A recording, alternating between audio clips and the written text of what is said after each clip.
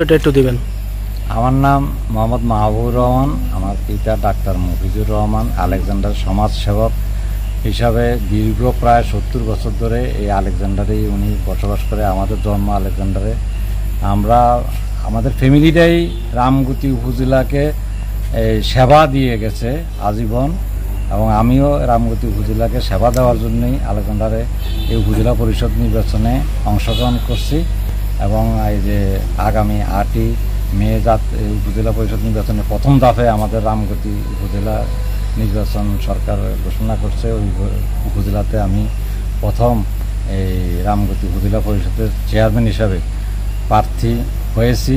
শুধু একটাই আমার উদ্দেশ্য, যেটা হয়েছে আসলে আমাদের বর্তমান সরকার কিন্তু দেশের জন্য খুব আন্তরিকতার সহিত অনেক উন্নয়নমূলক কাজ করে। বিষয় আসলে এটাই, আমি প্রথমেই এই যে উপজেলা পরিষদ নির্বাচনে অংশগ্রহণ করছি শুধু প্রধানমন্ত্রীর এই কমিটিটা আমি বাস্তবায়ন করার জন্য, যেটা যেমন পর্যাপ্ত টাকা উপজেলা পরিষদে দেওয়া হয় গ্রামের অবকাঠামো উন্নয়নের জন্য, রাস্তাঘাটগুলা উন্নয়ন করার জন্য। যেমন গ্রামের কৃষকেরা চাষবাস করে যে ফসল উৎপাদন হয় এগুলো তখন সরাসরি ডাইরেক্ট উপজেলায় বা জেলা লেভেলে বা রাজধানীতে চলে যেতে পারে। এই অবকাঠামো উন্নয়নের ব্যাপারে যে বাজেটটা দেওয়া হয় উপজেলা পরিষদে, এই বাজেটের 50% কাজ 40% কাজও হয় না।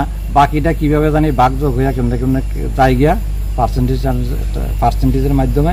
কাজে আমার আত্মবিশ্বাস, আমি যদি এই উপজেলা পরিষদের চেয়ারম্যান নির্বাচিত হই তাহলে কমিশন পার্সেন্টেজ এটা কোনোটা আমি অ্যালাউ করব না, এটা আমরা গ্রহণযোগ্য না। এটা সাধারণ কথা দিচ্ছি, এই গ্রামীণ অবকাঠামোর উন্নয়নের জন্য যে বরাদ্দটা আসে প্রতি উপজেলায়, আমাদের রামগতি উপজেলায় যে টাকাটা আসবে এই টাকাটা দিয়ে যখন 100% কাজ হয় এবং কোনো কমিশন দিব না, এবং এটা দিয়া পুরোপুরিভাবে 100% কাজটাই আমি করবো। এটা আমি জনগণকে কমিটমেন্ট দিচ্ছি, ওয়াদা করছি জনগণের কাছে।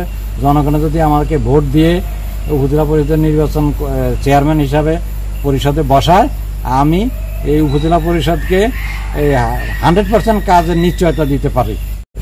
ভোট দিয়ে সহযোগিতা করে আমাকে মোটরসাইকেল মার্কায় আমার 8 তারিখে আমাকে ভোট দিয়ে সহযোগিতা করলে আপনাদের পুরা গ্রামের অবকাঠামোকে আমি 100% কাজ সমাধান করার জন্য চেষ্টা করবো।